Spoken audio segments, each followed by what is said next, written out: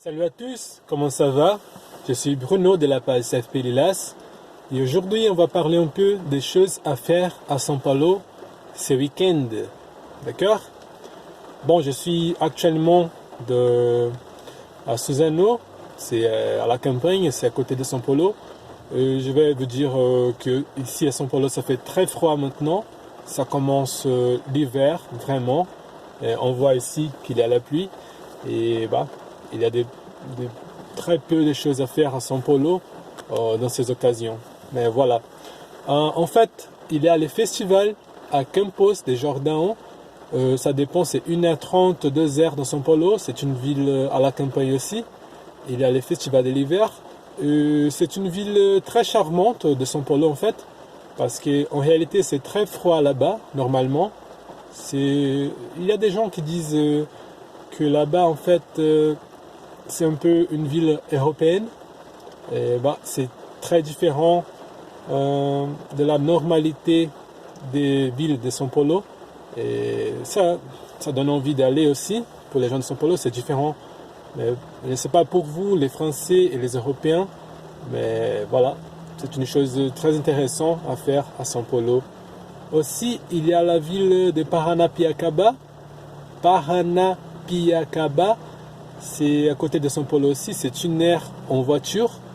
Si Campos de Jordão, c'est 1h30 en voiture, je dirais que Paranapiacaba, c'est une ville de São Paulo, c'est 1 heure en voiture.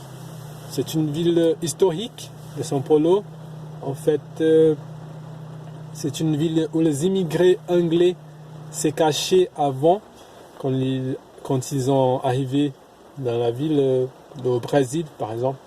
Et si vous aimez les trains, il y a des trains anciens là-bas. C'est une espèce de ville des fantômes, peut-être. C'est pour ça que c'est très intéressant. Et ça donne, si vous cherchez sur Internet, il y aura aussi un festival là-bas. Mais si tu ne fais rien à São Paulo, tu peux y aller aussi. D'accord? À São Paulo, qu'est-ce qu'il y a de choses à faire? Je vous indique aussi, dans la ville de São Paulo, l'avenue Paulista, c'est aussi intéressant.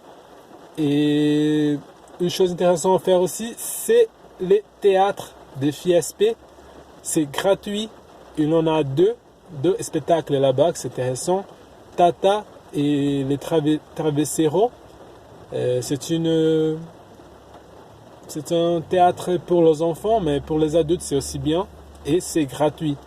Il faut juste arriver 1 heure avant les spectacles pour prendre l'étiquette. C'est à l'avenue Paulista, je crois, le numéro 1100 ou 1000, quelque chose comme ça. Mais si tu descends au métro Trianon Masp, tu peux y arriver facilement. D'accord? Et aussi, il y a le théâtre Cangaceiras, si vous aimez les théâtres aussi. Parce que, voilà, je suis désolé, il y a une personne qui est arrivée là-bas et je vois, ça va. Et Cangaceiras, c'est un peu plus intéressant, je trouve, pour les gens en Europe. Parce que c'est un peu la culture du nord du Brésil. C'est la culture des nord-est. Cangaceiro, en fait, ce n'est pas un bâtard, mais c'est un type de voleur, je dirais comme ça, un voleur du nord. Et il porte même des vêtements un peu bizarres, même pour moi de São Paulo. C'est une tribu différente, tu vois. C'est une tribu différente des voleurs, c'est une gang, je dirais même. Des gens qui pratiquent des violences, violences sexuelles, violences contre la personne, des vols, et tout ça, on dit ici marginals, marginais en fait.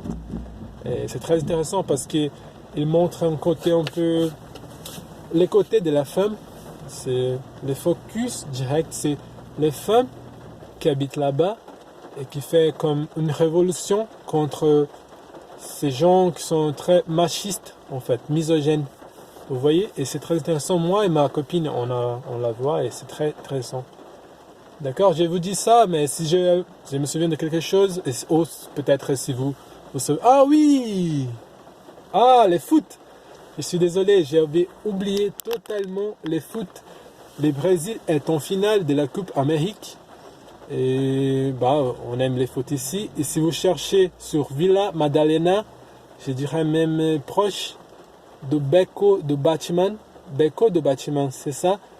Cherchez sur internet ça et vous allez voir la finale avec les Brésiliens. Normalement là-bas c'est déjà chaud pour les touristes, chaud pour les gens internationaux. Vous voyez, ils vont là-bas pour faire la fête. C'est une rue très de la bohème, je dirais même. Vous allez là-bas pour boire, pour connaître les gens. C'est très intéressant aussi. Et si vous cherchez proche de Beco de Bâtiment, je ne vais vous dire un bar spécifique, mais quand vous arrivez proche des Beco de Bâtiment, vous allez entendre des bruits des Brésiliens partout. Sinon aussi l'avenue Paulista, c'est très intéressant pour voir les matchs avec les Brésiliens. La finale Brésil et Pérou, ça sera ce dimanche à 17h de Brésil. Et ça sera très intéressant de voir les chaleurs brésiliens, d'accord? Un gros bisou. Je vous demande pardon pour avoir oublié la page, mais après je vais mettre à jour des pots un peu, des choses intéressantes à faire, des trucs que je trouve intéressants en français, d'accord? Un gros bisou, à tout à l'heure.